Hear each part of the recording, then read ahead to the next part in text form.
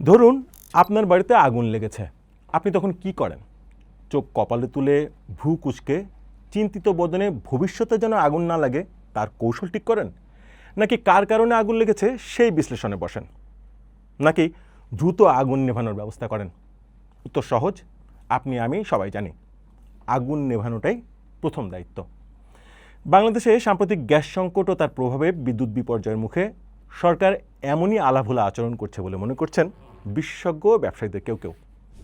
Gas সংকটে রান্নাঘর, পরিবহন, শিল্পোৎপাদন, বিদ্যুৎ সব খাতে যখন মাতম চলছিল, সরকার তখন নতুন করে 3টি floating storage and regasification unit বা এফএসআরও স্থাপনের ঘোষণা দিয়েছে। এখানেই শেষ না, কোথায় কোথায় এসব ফ্লোটিং এফএসআরইউ স্থাপন করা হবে তাও ঠিক করে ফেলেছে। বিদ্যুৎ, জ্বালানি ও খনিজ সম্পদ মন্ত্রী ইকবাল হাসান মাহমুদ টুকু জানান, পটুয়াখালীর পায়রা, বাগেরহাটের মোংলা ও খুলনার হিরন পয়েন্টে এই 3টি টার্মিনাল স্থাপন করা হবে। এর আগে চীনের কাছ থেকে একটি এফএসআরইউ আনার কথা জানিয়ে রেখেছিল সরকার। এসব এফএসআরইউ স্থাপনের জন্য সময় ধরা হয়েছে 2029 সাল পর্যন্ত। সরকারের এই টাইমিংকে কোনো কিছু দিয়ে ব্যাখ্যা করতে পারছেন না জ্বালানি বিশেষজ্ঞরা, তেমনি ব্যাখ্যা করতে পারছেন না এলএনজির উপর এই নির্ভরতার কারণ কি। তবে জ্বালানি বিশেষজ্ঞরা সতর্ক করে বলছেন, আমদানির দরজা আরও বড় করলেই যে গ্যাস সংকট মিটবে তা না, বরং এতে দেশের অর্থনীতিতে বড় চাপ তৈরি হতে পারে এবং দীর্ঘমেয়াদী জ্বালানি নিরাপত্তা আরও ঝুঁকিতে পড়তে পারে। কেন বিশেষজ্ঞরা এ কথা বলছেন? কারণ টাকা মানে ডলার, অর্থনীতির সাথে অসামঞ্জস্যতা, বৈদেশিক মুদ্রার উপর চাপ এবং ভর্তুকির বোঝা। আসুন মোটা দাগে এলএনজি কেন্দ্রিক অর্থনীতির একটা ধারণা নেই। 2018-19 অর্থ বছরে যখন প্রথম এলএনজি আমদানি শুরু হয়, তখন খরচ হয়েছিল প্রায় 12,000 কোটি টাকা। 8 বছরের ব্যবধানে সেই খরচ এখন প্রায় 60,000 কোটি টাকায় দাঁড়িয়েছে, অর্থাৎ খরচ 5 গুণেরও বেশি বেড়েছে। 2018 সাল থেকে এ পর্যন্ত মোট এলএনজি আমদানিতে খরচ হয়েছে 2,76,000 কোটি টাকার বেশি।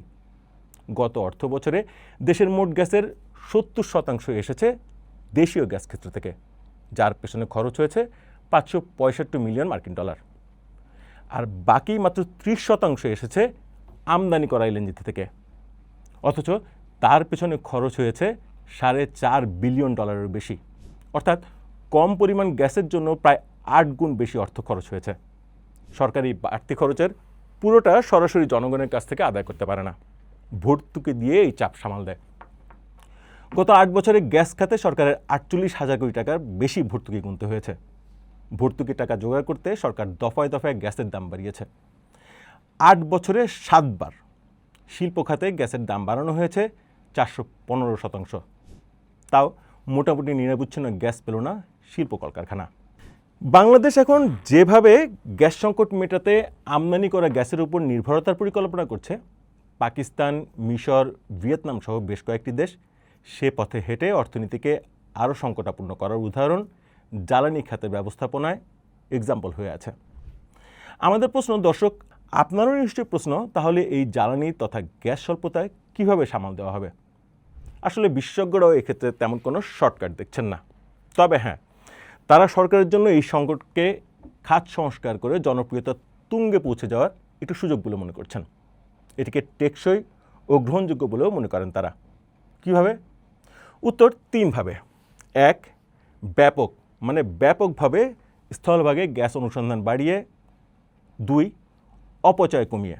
এবং 3, ধীরে সুস্থে সব দিক বিশ্লেষণ করে একটি দীর্ঘমেয়াদী রোডম্যাপ তৈরি করে। আমরা সবাই জানি, রাজনৈতিক বয়ানে বাংলাদেশে কখনো কখনো গ্যাসের উপর ভেসেছে, তখন রপ্তানির কথাও ভাবা হয়েছে। কখনো গ্যাসের অভাবের বয়ানে পাবলিককে ভয় দেখিয়ে আমদানি নির্ভরতার দিকে রওনা করেছে বাংলাদেশ। কিন্তু বাংলাদেশে বৈজ্ঞানিক ভিত্তিতে গ্যাসের প্রকৃত মজুদের তথ্য জানার চেষ্টাটাই করা হয়নি। গ্যাস অনুসন্ধানে বাংলাদেশ যা করেছে তা হচ্ছে 2D বা দ্বিমাত্রিক জরিপ। 2D জরিপ মাটির নিচের গঠন সম্পর্কে মোটামুটি ধারণা দেয়, কিন্তু গ্যাসের সুনির্দিষ্ট মজুদ নিশ্চিত করে না। এর জন্য চাই 3D জরিপ। দেশে এখন পর্যন্ত দ্বিমাত্রিক জরিপ হয়েছে 54,643 লাইন কিলোমিটার, আর ত্রিমাত্রিক জরিপ হয়েছে 7,137 বর্গ কিলোমিটার এলাকায়। অর্থাৎ 3D জরিপ এখনও অনেক পিছিয়ে। পেট্রোবাংলার সংশ্লিষ্ট কর্মকর্তারাও জানেন এবং গোপনে প্রতিবেদকদের বলেন, 3D সার্ভে বেশি করা গেলে আমাদের কূপগুলোয় কী পরিমাণ রিজার্ভ রয়েছে সে বিষয়ে আরও পরিষ্কার তথ্য উপাত্তের পাশাপাশি গ্যাসের বিষয়ে নিশ্চিত একটা তথ্য পাওয়া যাবে। 2 নম্বর প্রস্তাবকে রাজনীতি সরকারের জন্য একটি লোভনীয় সুযোগ হিসেবে দেখছেন বিশ্লেষকরা। কি সেটা? অপচয় ওরফে সিস্টেম লস ওরফে চুরি বন্ধে অল আউট উদ্যোগ নিতে হবে। আপনি জানেন গ্যাস বিতরণে বাংলাদেশের সিস্টেম লস কত শতাংশ? উত্তর হচ্ছে 9.38%। আন্তর্জাতিকভাবে কত শতাংশ গ্রহণযোগ্য? উত্তর 2%। সুস্থ স্বাভাবিক জ্বালানি খাত সংশ্লিষ্ট যে কাউকে এই অপচয়ের পরিমাণ হতবাক করবে। বিশেষত যে দেশ জ্বালানি ক্ষুধায় জর্জরিত সেখানে অবৈধ সংযোগ, চুরি, লিকেজ দিয়ে বের হয়ে যাচ্ছে বছরে প্রায় 6,500 কোটি টাকার গ্যাস। আর ওই পরিমাণ গ্যাস যদি আমদানি করতে হয় তাহলে এর দাম পড়ে কম বেশি $1.9 বিলিয়ন বা 23,500 কোটি টাকা। কাজেই সরকারের সামনে সুযোগ এসেছে সব ক্ষেত্রে চুরি, অপচয় বন্ধে কঠোর অ্যাকশনে যাওয়ার। এতে করে একদিকে যেমন অসাধুরা দূরে সরে যাবে, অন্যদিকে গ্যাস বা জ্বালানি অপচয় না করার ব্যাপারে জাতীয়ভাবে একটি সচেতনতা তৈরি হবে আর জনপ্রিয়তা আসবে ফ্রিতে। তৃতীয়ত, এবার হিসাব নিকাশ করে একটি রোডম্যাপ তৈরি করতে হবে ন্যায্যতার ভিত্তিতে, ভোক্তার কথা মাথায় রেখে। জ্বালানিকে বাণিজ্যিক পণ্যের থেকে সেবা খাতের পণ্য হিসেবে স্বীকৃতি দিয়ে তারপর করতে হবে ওই পরিকল্পনা। দর্শক, আপনি কি মনে করেন সরকারের কোন পথে হাঁটা উচিত? আমদানি নাকি দেশি গ্যাসের সর্বোচ্চ টেকসই ব্যবহার নিশ্চিত করা? আমাদের জানান।